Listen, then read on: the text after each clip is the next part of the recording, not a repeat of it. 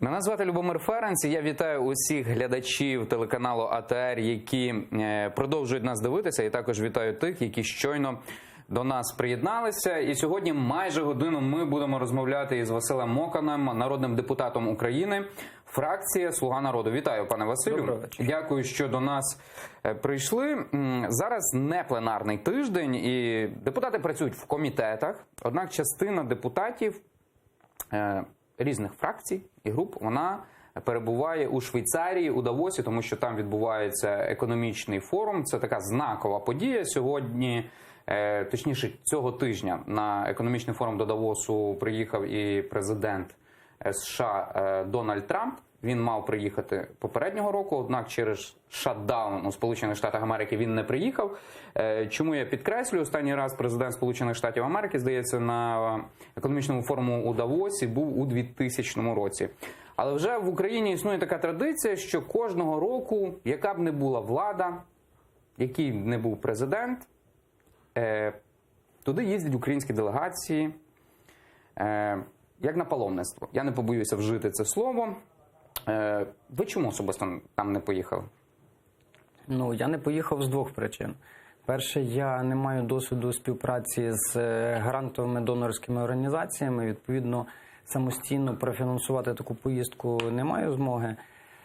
І друга причина – це те, що, знаєте, на такі форуми класно поїхати, це і статусно, це і з точки зору комунікації досить впливовий майданчик. На міжнародному рівні заводяться знайомства досить на високому рівні, але тим не менш, на мій погляд, туди також треба їхати з певною метою і з певним, скажімо так, з певним результатом звідти повертатися. Я особисто для себе навіть не робив спроб туди поїхати цього року, тому що на даному етапі не бачу, яким чином я, наприклад, можу стати корисний з точки зору залучення інвестицій в нашу державу саме в цьому напрямку. Але я підтримую, коли туди їдуть, ясно, що і на найвищому рівні наші представники, це обов'язок, на мій погляд, не просто право, а обов'язок туди їхати. Такі міжнародні площадки треба використовувати для спілкування з потенційними інвесторами. А я наголошую, що там економіка все-таки превалююча тема, аніж політика і геополітика, але тим не менш дуже багато що відбувається таких кулуарних зустрічей, де рішення не приймаються, але де готується ґрунт для майбутніх рішень на міжнародному рівні. А також підтримую поїздки тих народних депутатів, які мають відношення або до профільного комітету, наприклад, з економічної політики. Я знаю, що у нас голова комітету поїхав, до речі, наскільки розумію, в основному за свій кошт. Підтримую, коли люди, які в цій сфері працюють, їдуть туди. Але треба визнати, багато хто їде туди, зробити фото, запостити його у Фейсбуці. Ну і, знаєте, така статусна поїздка. Хоча не засуджую жодного народного депутата і екс-народного депутата. Там, до речі, представників попереднього скликання теж я чимало побачив. Просто представників експертного середовища, які туди тим чи іншим способом все-таки потрапили, тому що, знаєте, ну це все-таки дуже високого рівня захід. Не забуваємо, що одним з засновників є українець Богдан Гаврилишин, який запроваджував цю традицію. Я вважаю, що те, що розростається українська присутність там щороку, вона дійсно розростається, і заходів більше стає, і представництво, я вважаю, що тут поганого нічого немає. Єдине, дві умови, які у мене особисто є перед тими, хто туди їздив, які представляють зараз і виконують публічну функцію. Ну, я маю на увазі, зокрема, народних депутатів. Перше, чітко знати і пояснити, за чиї кошти там перебував, відобразити це у електронній декларації до 1 квітня. Я сподіваюся, що всі учасники цієї поїздки у деклараціях відобразять відповідні статті витрат, а це швидше за все у багатьох буде як подарунки, ну тобто як те благо, яке їм дала та чи інша донорська організація. Ну і третє, це те, що принаймні на рівні результатів повинні бути якісь також звіти. Я особисто вже з кількома депутатами спілкувався, вони кажуть, що є, знаєте, така невидима частина цього форуму, де по порі заходи ти спілкуєшся з дуже багатьма представниками інших країн, до речі, з потенційними інвесторами, і багато хто з них спілкувався саме по профілю свого комітету. Хтось по екологічній політиці, хтось по економічній. Ну, а основна, скажімо так, функція – це все-таки найвищі особи презентували державу як потенційна країна для інвестицій, тому що залучення інвестицій на даному етапі – це один з тих інструментів, який може дати поштовх економіці. Якщо ми говоримо про інвестиції загалом, то я вважаю, що на даному етапі нам є що запропонувати. Пане Василю, давайте потім поговоримо про, якщо ви дозволите, я вас переб'ю, тому що ви заторкнули достатньо таку,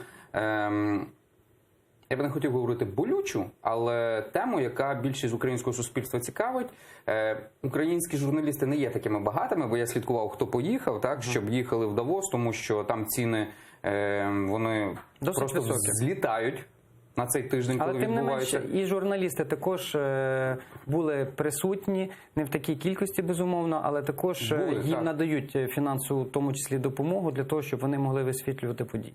От ви заторкнули тему, яку я назвав так частково болючою, за який кошт поїхали. Ви сказали, що ви не поїхали, тому що у вас зв'язку немає із грантовими організаціями, але наші колеги з Радіо Свободи, вони знімали народних депутатів України, так, і ми хочемо просто, ви собі пригадаєте, а хто з наших телеглядачів цього не бачив, депутатам важко було пояснити, за чий кошт вони поїхали на Всесвітній економічний форум у швейцарський Давос.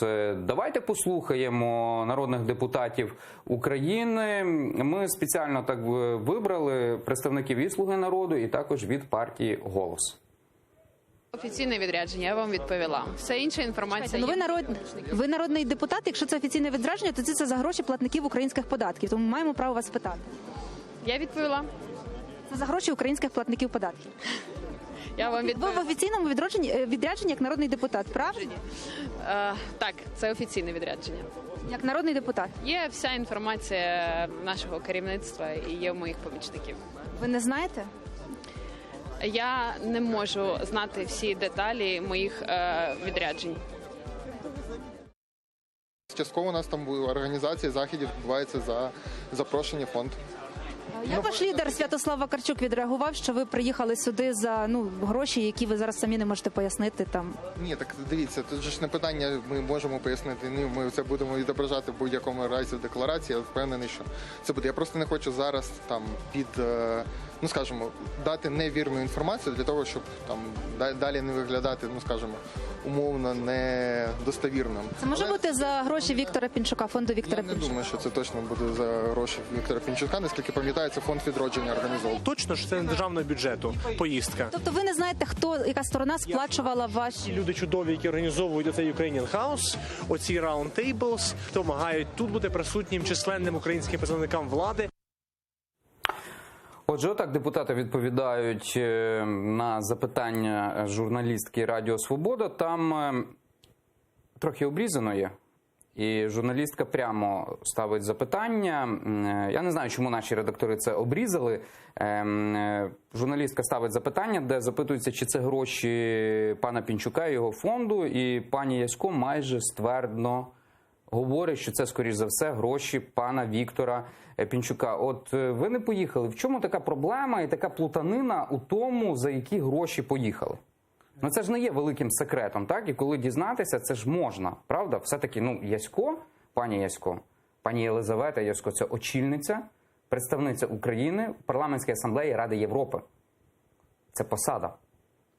Значить, перше, можу стверджувати з впевненістю, і на цю тему ми спілкувалися в тому числі з головою Верховної Ради України. За кошти платників податків жоден з народних депутатів не поїхав. Ні Верховна Рада не фінансувала, ні будь-які інші бюджетні ресурси для цього не залучалися. Тобто, якщо людина знайшла можливість поїхати не за бюджетні кошти, я особисто це не засуджую. Друге, що не зовсім, на мій погляд, правильно, це те, що якщо ви вже туди поїхали, вони все одно зобов'язані потім будуть розібратися до деталей, хто все-таки це все профінансував, тому що закон зобов'язує такі речі відображати в електронних деклараціях. І для того, щоб ця декларація відповідала дійсності, була коректною, їм все одно прийдеться до деталей по поверненню, напевне, приїхати і розібратися і відобразити це в декларації. Я знаю, що частина народних депутатів дійсно за підтримки фонду Пінчука їхала. До речі, з одним з них спілкувався, з цих народних депутатів, і питав, а які зобов'язання? Зобов'язань ніяких, тобто тут корупції немає. У Давос можна попасти двома шляхами. Або ти оплачуєш матеріально, якщо в тебе є можливість, і оплачуєш, купляєш квитки і фактично купляєш собі можливість таку там перебувати, або ти їдеш туди на запрошення приймаючої сторони, і дуже часто ці запрошення організовують відповідні фонди. Частково це фонд «Відродження», частково це фонд Пінчука, Український дім, тобто є ті організації, які забезпечують присутність.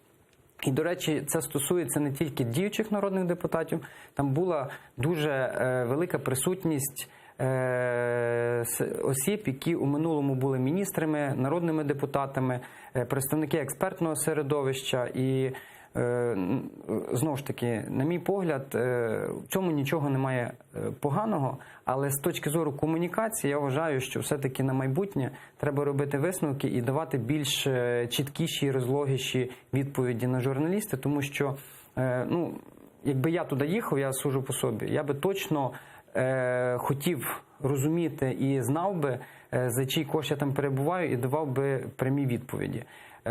Чи народні депутати не захотіли до кінця все розповідати, чи вони дійсно не знають деталей, але в будь-якому випадку до 1 квітня вони з цим всім зобов'язані розібратися і відобразити це згідно чинного законодавства. От дивіться, ви сказали, що народні депутати вони не знали. Ну, вам дивно, можливо, вони не знали. Все-таки в Україні вже майже скоро буде 30 років, коли говорять, не 30, бо менше. Взагалі, саме поняття олігархату в Україні, воно народилося пізніше, після 2000-х років. Однак там після 2004-го всі знають, що на загал, так? Є відомо, що творцем олігархату, олігархів, вони створилися, він не є творцем, але саме за його каденції з'явився такий клас в Україні, як олігархи, це Леонід Кучма, так? Так вважається. Так вважається. Так, це для нікого не є секретом. Пан Пінчук є зятем Леоніда Кучми і є... А ще вважається, що саме президент Кучма вміло шукав баланс і знаходив цей баланс між різними групами впливу, та не даючи якусь конкретну перевагу конкретно комусь. І раз за разом, коли приходили після Леоніда Кучми там президенти, то випливало питання, що кожен президент, він заявляє про боротьбу з олігархами, але від каденції до каденції ця боротьба якось не проявлялася дуже активно, чи взагалі її не було. Так, коли прийшов там Петро Порошенко, то сказали, що був певний консенсус олігархів на Петра Порошенка. Щодо Зеленського, наприклад, говорили і досі продовжують говорити, що він є ставлеником олігарха Коломойського Ігоря Валерійовича. І в тій чи іншій галузі олігархи досі мають інтереси. І Володимир Зеленський є президентом країни олігархів. Це потрібно визнати, так? І депутати, коли їдуть за кошт олігархів, я розумію, що, можливо, якихось зобов'язань не буде, але я малюю банальну ситуацію, так? В якийсь момент Укргазвидобування не захоче там купляти в певному обсязі труб під Інтерпайп.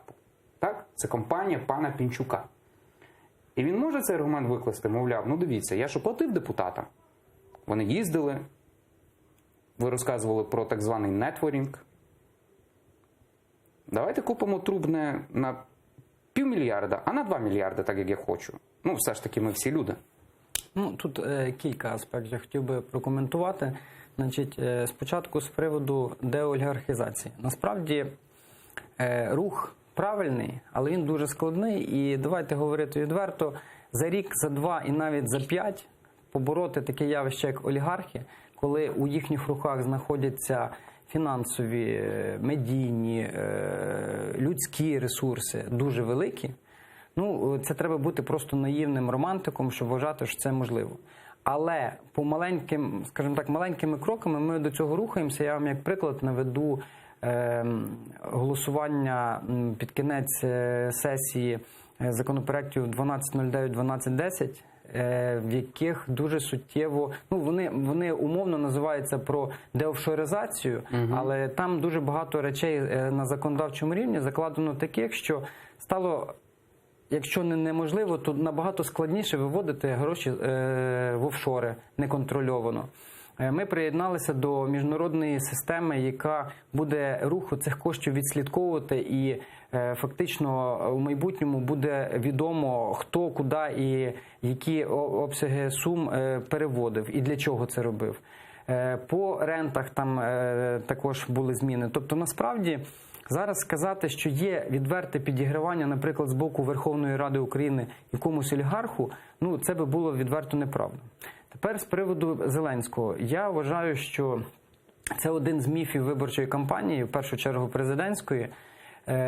Зрозуміло, що було досить серйозне сприяння з боку 1+1 по відношенню до кандидата Зеленського, але все-таки є одним з міфів і явним перебільшенням вплив олігарха Коломойського на діяльність і президента, і фракції «Слуга народу» у Верховній Раді. Тому що, ну, я можу про Верховну Раду судити зсередини. Я, наприклад, по собі, по своїй діяльності жодного разу не відчував тиску умовної там групи Коломойського, наприклад, так, чи людей, з якими можна там ідентифікувати, що вони можуть до них відноситись під час голосувань. Тобто в нас все-таки фракція, рішення фракції по тих чи інших законопроектах формується точно не з точки зору, вигідно це Коломойському чи не вигідно.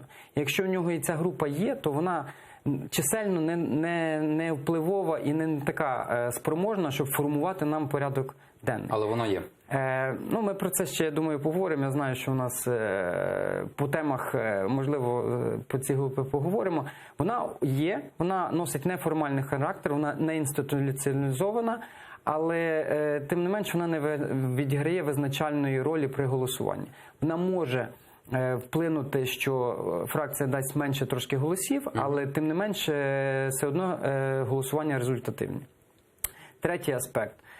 З приводу того, якщо в майбутньому будь-хто з народних депутатів, які, наприклад, поїхали в Давос, або які тим чи іншим чином отримували якусь донорську допомогу чи сприяння від будь-яких фондів, пов'язаних незалежно, чи це з великим бізнесом в Україні, чи і за кордоном, і їхнє голосування можна буде протрактувати як конфлікт інтересів, це порушення закону. І мені здається, що ці депутати, які зараз поїхали за кошти таких фондів у Давос, наприклад, вони себе у даному плані ще більше обмежили по голосуванню, тому що їм дуже треба зараз добре думати, чи не буде той чи інший законопроект вважатися конфліктом інтересів. І я думаю, що журналісти будуть це дуже серйозно відслідковувати. Та сама Радіо Свобода, яка робила сюжети звідти, про це говорила. Що ми будемо детально аналізувати потім, саме по вас, хто був тут в Давосі, чи не буде у вас якісь голосування підіграванням тим чи іншим фондам чи олігархам. І мені здається, що це просто ще більша і додаткова відповідальність на цих депутатах. Хоча, знову ж таки, хочу повторити фразу, я сприймаю критику, коли, або, допустимо, питання, коли задають, за чиї кошти ви там перебуваєте, але я не засуджую те, що люди знайшли можливість туди поїхати. Тому що я вважаю, що на представлення України на таких площадках, чим воно буде більш кількісне і якісне, тим держава може від цього виграти. Інша справа, чим вони там займалися, це також питання. Тобто, чи всі туди поїхали дійсно працювати, чи хтось все-таки більше це сприймав як туристичну, таку дуже віп-статусну поїздку.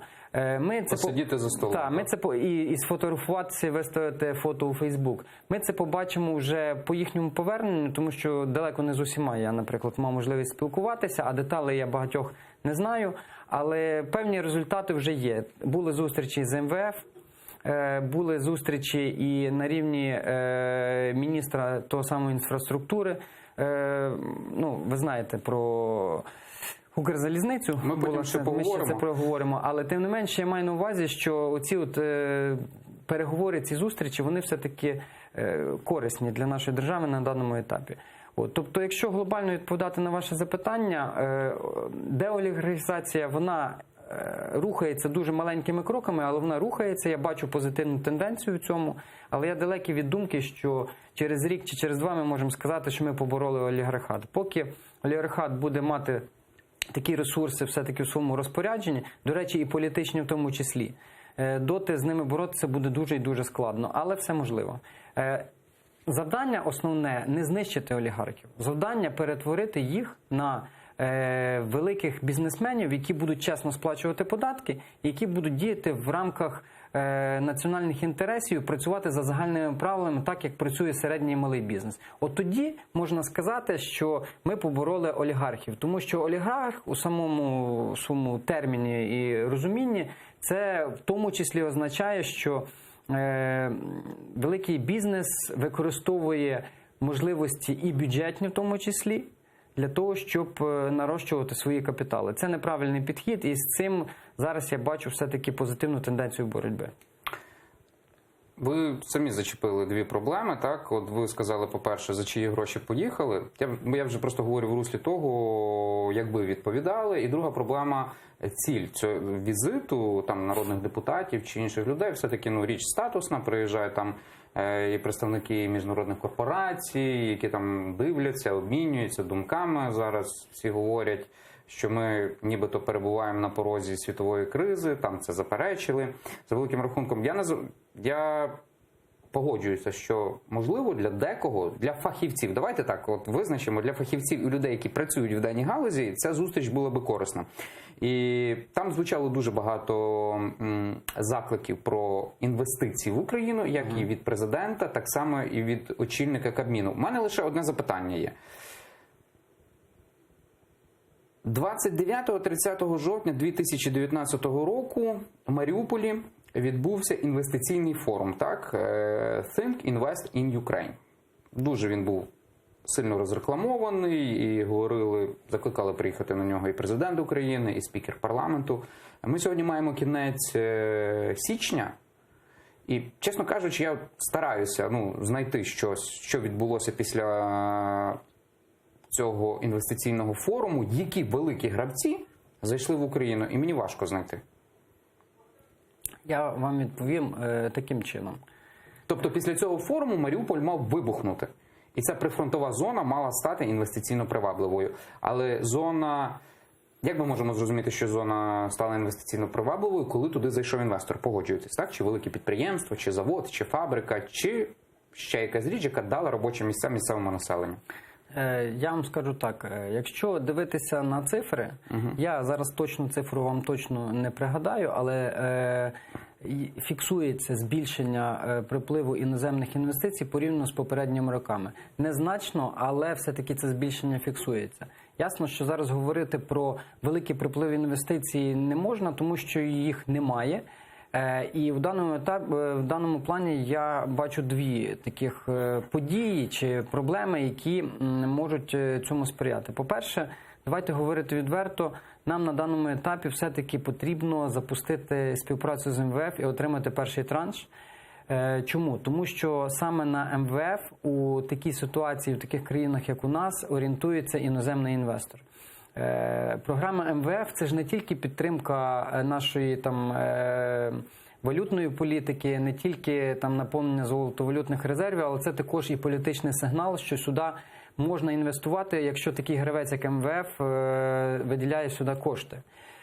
Це перший момент. І дуже часто, я прогнозую, що до кінця першого кварталу 2020 року ми все-таки перший транш від МВФ отримаємо, і це може дати позитивний сигнал по залученню інвестицій. Друге, це те, що цікавить іноземного інвестора у нашій державі. Є, на мій погляд, трошки невиправданим аргумент, що сюди не інвестують через те, що в нас війна на Донбасі. Можливо, для когось це аргумент, але це не є основний аргумент. Іноземного інвестора цікавлять кілька речей. Перше, це справедлива і діюча, реально діюча судова правоохоронна система. В даному етапі сказати, що в нас все добре, я, наприклад, не готовий так сказати. Тобто інвестор повинен розуміти, що його права, його інвестиції є захищені, і він зможе спрогнозувати у середньо- і довгостроковій перспективі, як ці інвестиції йому повернуться.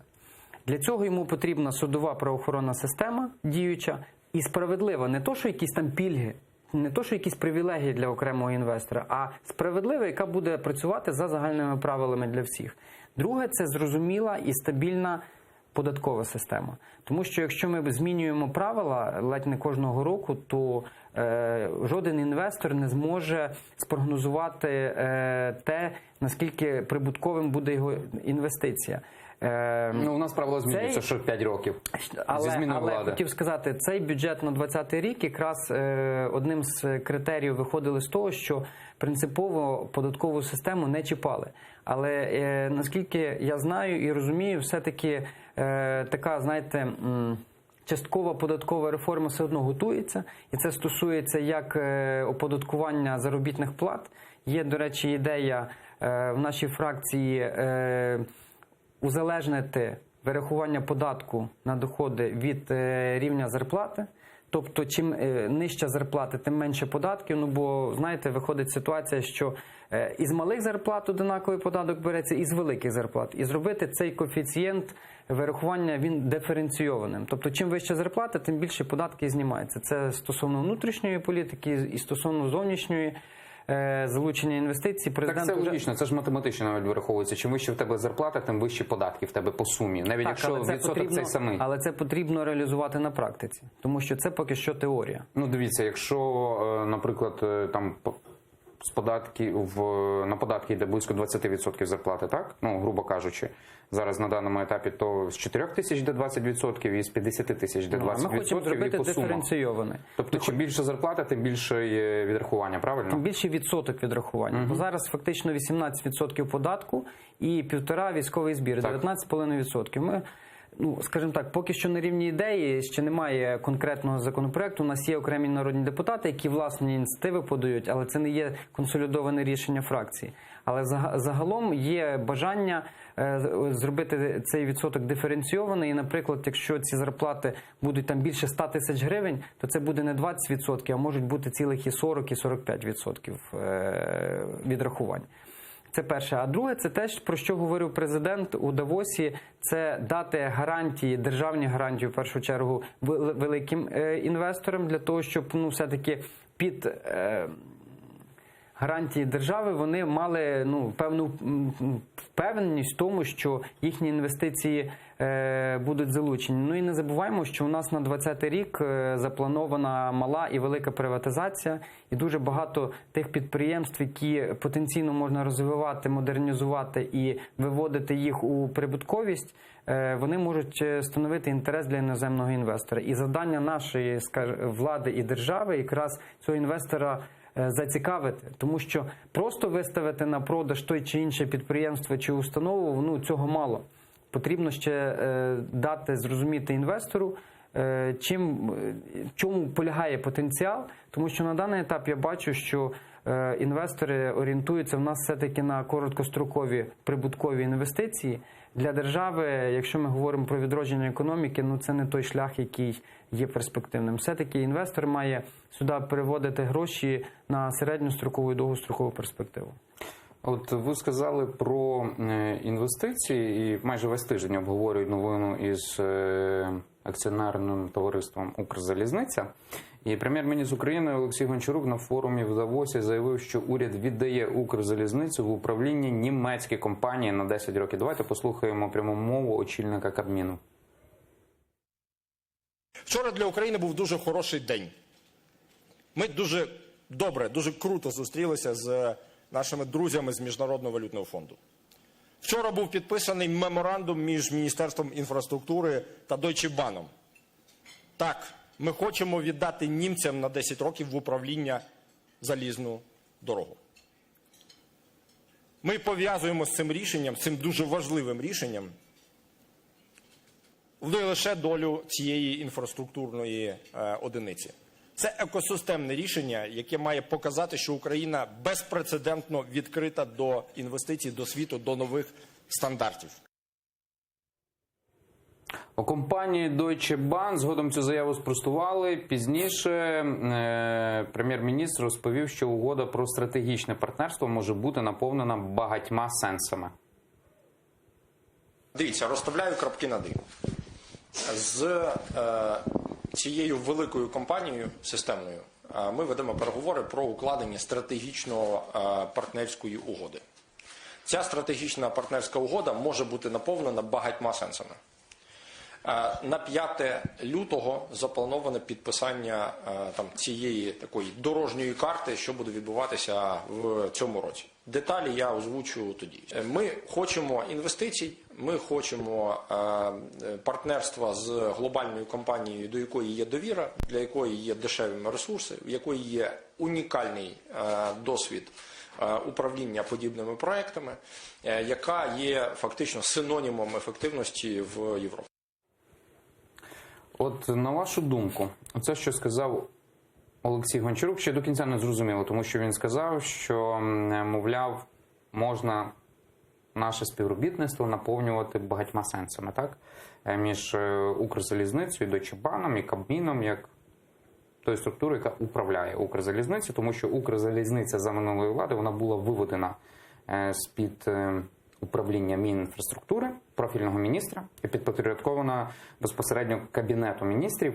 У мене запитання, оце, що сказав Олексій Гончарук, це означає нашу неспроможність, я не говорю тільки про Олексія Гончарука, а про неспроможність як суспільства, нації справитися з оператором залізниці. Правильно я розумію? І тому ми заводимо Deutsche Bahn. Я розпочну з того, що взагалі навколо цього меморандуму. Наскільки я розумію ситуацію, я, до речі, чекаю по поверненню з Давоса якоїсь брифінгу або пояснення з боку міністра інфраструктури, який, власне, підписує цей меморандум, з деталей, зокрема. Але наскільки я розумію ситуацію, у Давосі була досягнута домовленість і підписаний меморандум, можна іншими словами сказати, декларація про наміри. Тобто було домовлено про те, що вони будуть співпрацювати, українська і німецька структури. Спочатку мова йшла про консультативну допомогу, і тут, наскільки я розумію, це просто перейняти досвід, позитивний досвід європейських країн, як це діє у Європі. Тому що у нас основною проблемою Укрзалізниці залишається все-таки корупція.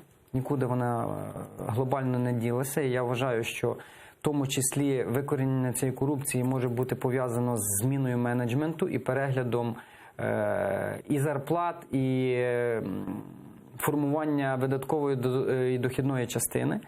Друга проблема глобальна – це пасажирські перевезення, які завжди були збитковими і залишаються збитковими. Я так розумію, що від німців ми просимо і очікуємо якоїсь стратегії, як виводити оці от збиткові речі все-таки, ну, якщо не в прибуток, то хоча б в нуль.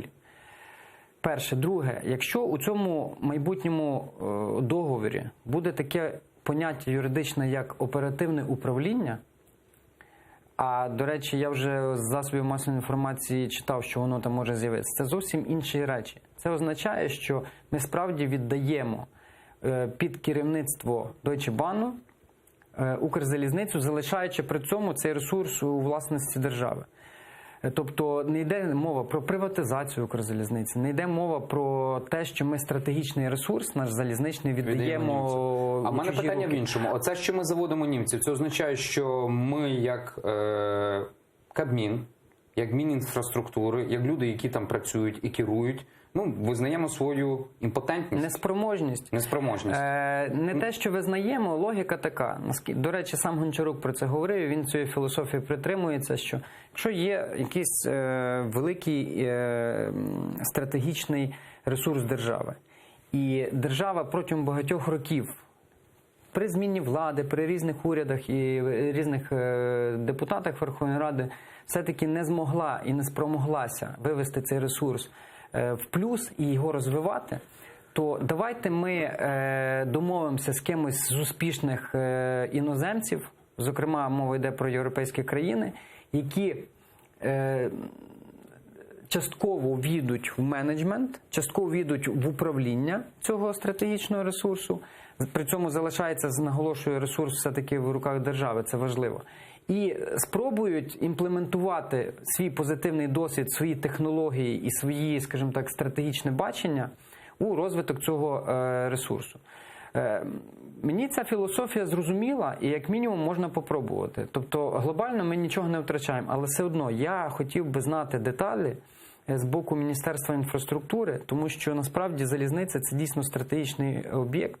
І у даному етапі я не проти, якщо ми будемо навіть в тому числі в оперативне управління давати, і якщо це у майбутньому відобразиться позитивно на тому, що Укрзалізниці там зменшиться корупція, видозміниться менеджмент, і як мінімум ми оці от дотаційні речі зможемо якось ситуацію з ними покращити. Я хочу себе поправити. Саме головне, щоб це, знаєте, не зводилося до банальних речей, як у нас буває. От збиткові у нас пасажирські перевезення. Що треба робити? Піднімати тарифи для людей, піднімати вартість вантажних цих пасажирських перевезень. Ну, таке просте рішення, вибачте, можна і без німців реалізовувати. Тут питання, я сподіваюся, все-таки буде більше підхід комплексний і знайдуть якусь розумну середину золоту в цьому плані. Я хочу себе поправити, тому що в світлі нових законів про дезінформацію і про медіа я допустив неточність як журналіст.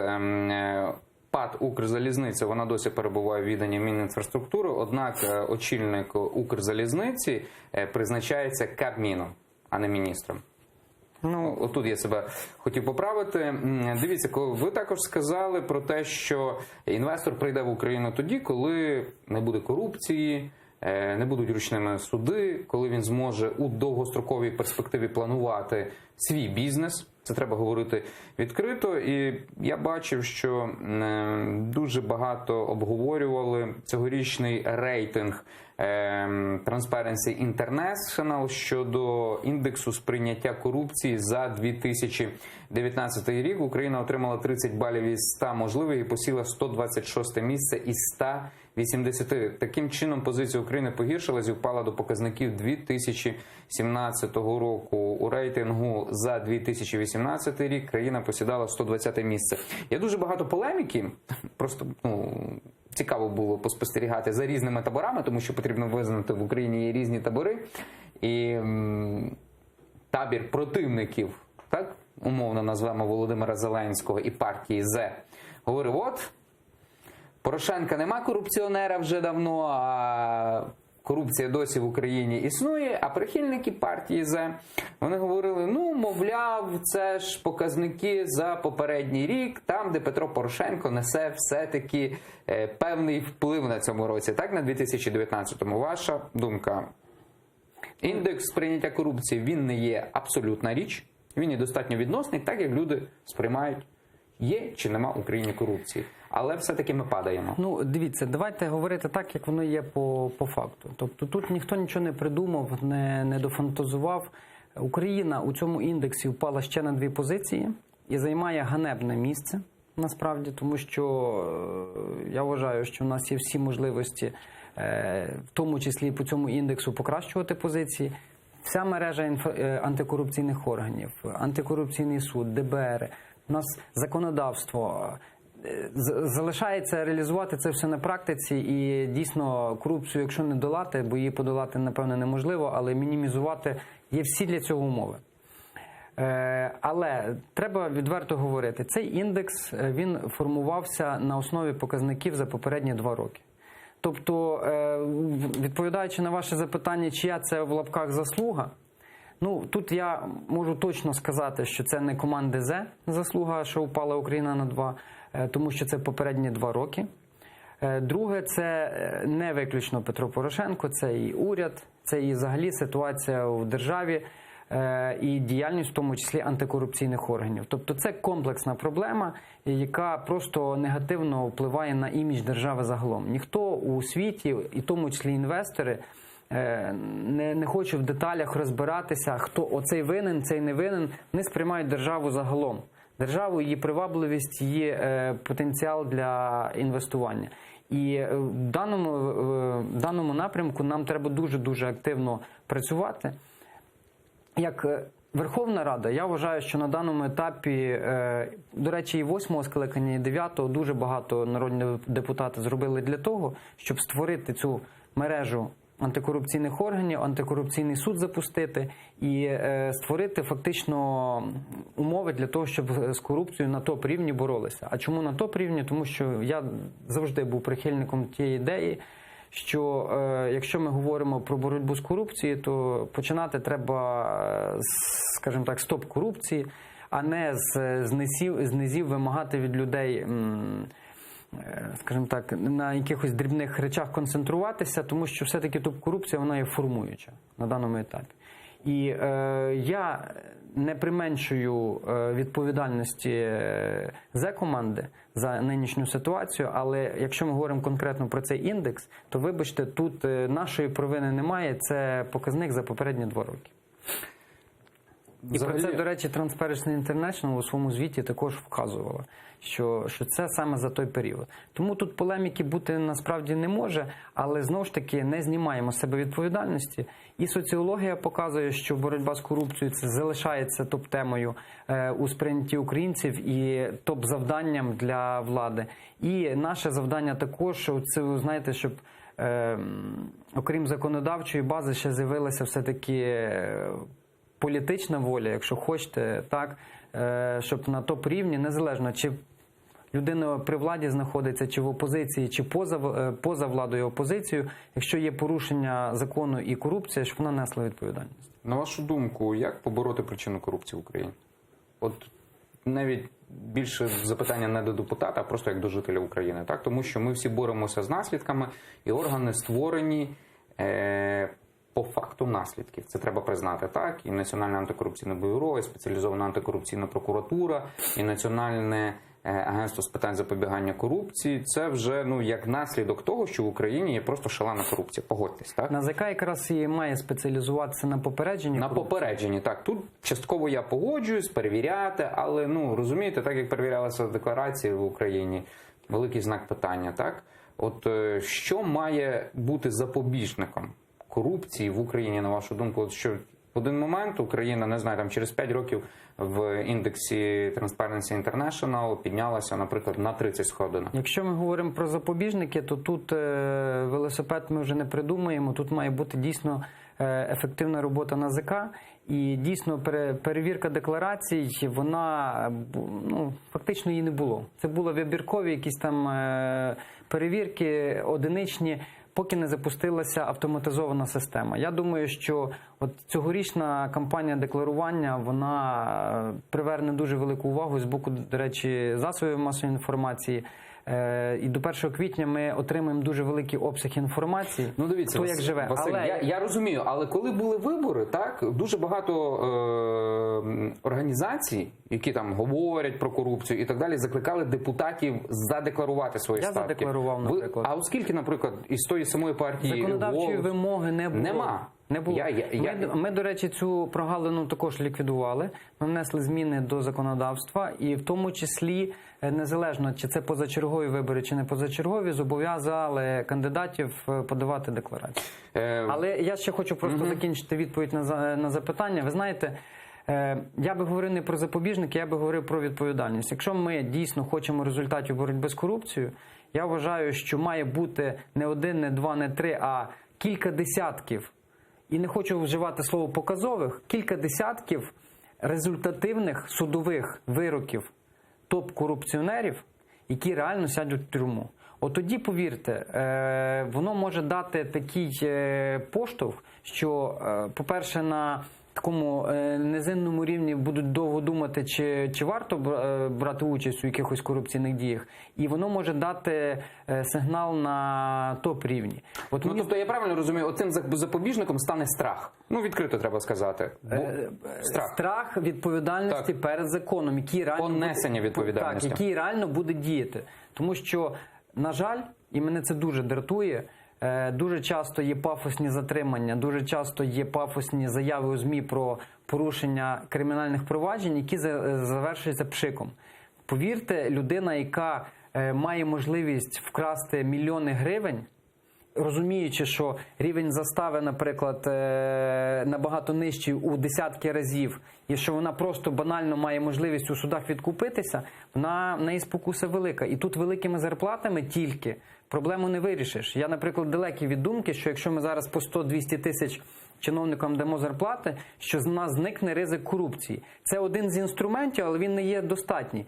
А от понесення відповідальності, коли ці порушення кримінальних проваджень будуть супроводжуватись відповідною доказовою базою, будуть реальні посадки, і ми фізично будемо бачити людей, які знаходяться у в'язниці, повірте, це дасть дуже серйозний сигнал.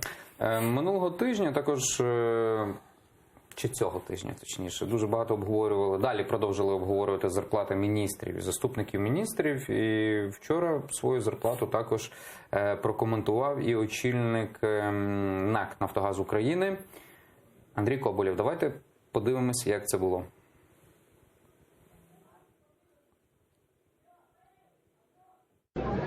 Яка у вас зарплата?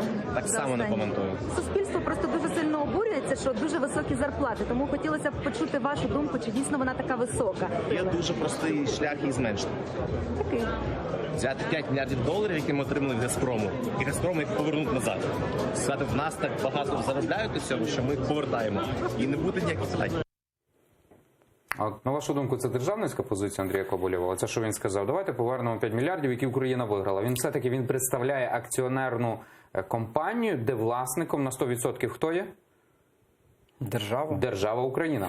Дивіться, я вам скажу так, два моменти хочу озвучити. Перше, я вважаю, що це є абсолютно неприпустимий коментар з боку очільника НАК «Нафтогазу».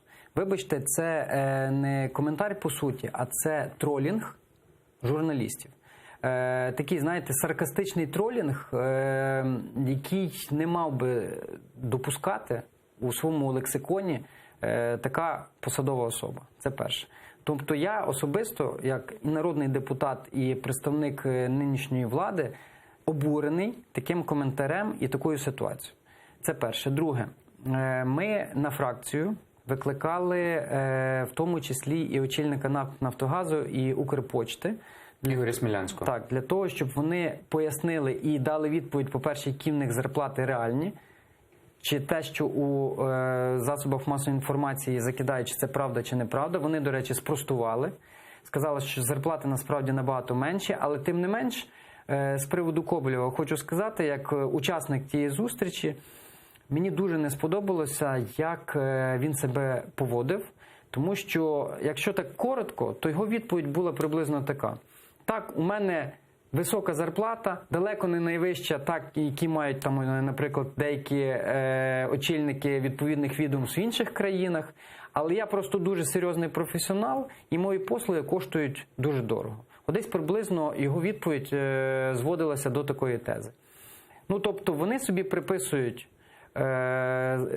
всі виграші в арбітражі, всі угоди, які підписані, те, що Нафтогаз... А давайте я озвучу, а ви скажете, правда чи ні. Протягом 2018 року голова Нафтогазу Андрій Коболєв заробив 286,5 мільйонів гривень, з них 261 мільйон він отримав за перемогу у стокгольмському арбітражі.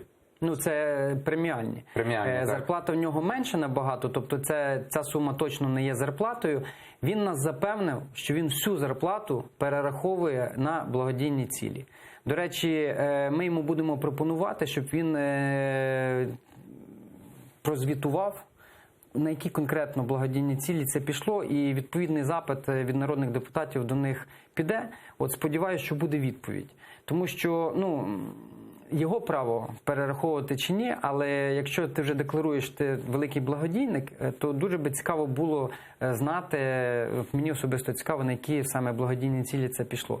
Але я про інше. Дивіться, в чому я не погоджуюся у цьому підході, є справді норма, коли 1% від тих коштів, які виграла у судовому порядку компанія НАК «Нафтогаз», повертаються у вигляді преміальних. Ці рішення по розподілу цього відсотку приймає наглядова рада, яка є незалежним органом. Так? Тобто в теорії, в принципі, це нормально. На практиці це виходить так, що у нас є очільники, які отримують величезні суми зарплат, порівняно з Україною це просто захмарні кошти, наймають дороговартісних юристів, в тому числі за державні кошти, які ці судові процеси виграють, а потім ще, повернувши гроші, виписують за посередництвом наглядової ради собі величезні премії. Ви про «Нафтогаз», бо все-таки там юристи дорогі. Я про «Нафтогаз». Тобто, в мене виникає запитання, в чому саме заслуга особисто, наприклад, Коболєва у виграші в арбітражі? Його особиста заслуга. Я розумію, що він як очільник, вони найняли юристів, дороговартісних юристів, супроводжували цей процес. Мільйони доларів вони коштували. За це платилися величезні гроші, і дуже добре, що для держави ці справи, судові позови були виграшні. Але в чому особиста заслуга очільника? Я на їхньому місці, на місці Коболєва, Вітренка, я розумію, що спокуса дуже велика отримати ці премії, але з точки зору державницької позиції, і з точки зору того, що у березні в них закінчується контракт, ну, зокрема у Коболєва, і начебто вони претендують на подальшу кар'єру, я би дуже серйозно переглянув підхід по цих преміальних, і мені здається, що при таких зарплатах варто би було від цих преміальних просто відмовитися або, навпаки, так як вони декларують, ці преміальні взяти і виступити звітом, що стільки-то я перерахував на фонд таблеточки, стільки-то я на ООС перерахував на зону фронтову, стільки... Таблеточки – це фонд, який бореться проти дитячих захворювань. Так. Ну, я маю на увазі, і перерахував би, на які благодійні цілі я ці кошти перерахував. Оце державницька позиція. В нас залишається менше 4 хвилин. Хотів би ще запитатися про те, що там був короткий коментар Володимира Зеленського, неофіційний, там говорили про теоретичну зустріч з Володимиром Путіним, так, в Давосі його там на виході зловили також журналісти, і він сказав, що про теоретичний обмін, так, і в останньому обміні не було саме тих людей, які були ув'язнені на Кримському півострові, так званих бранців кримських. Чи щось вам відомо про це? Значить, відомо було те, що в тому числі і по кримських татарах українська сторона порушувала питання ще в рамках другої хвилі обміну. Були великі надії, що у Кремлі все-таки, не хочу сказати слово змилостивляться, але підуть на контакт. І на зустріч, так, і в тому числі деякі з кримських татар будуть звільнені. Насправді Путін у цій другій хвилі підійшов дуже меркантильно до цього процесу, і є великі сподівання, зараз величезні зусилля приділяються з боку самого президента і офісу президента для того, щоб третій етап обміну дійсно прийшов за формулою всіх на всіх і включав як повернення наших ув'язнених з ОРДЛу, так і з території Росії, де основну масу становлять все-таки бранці з Кримського півострова. І в мене є оптимістичні сподівання. Я по часу ясно, що ніяких термінів називати не буду, їх просто фізично ще ніхто не назве. Переговори тривають, але є оптимістичні сподівання, що все-таки в рамках третього обміну ми там побачимо дуже багато кримських татар.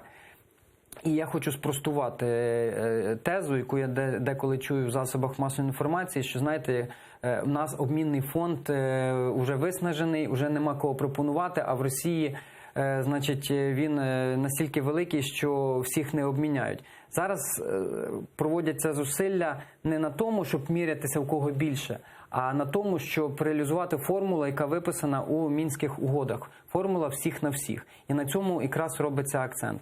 В чому я бачу величезну проблему? Я бачу в тому, що в Кремлі це продовжують використовувати як політичний товар, як товар для торгів. І затримання, несанкціоновані затримання, несправедливі і, ну, давайте говорити відверто, такі політичні затримання можуть продовжуватися з боку ФСБ і російських спецслужб, на жаль.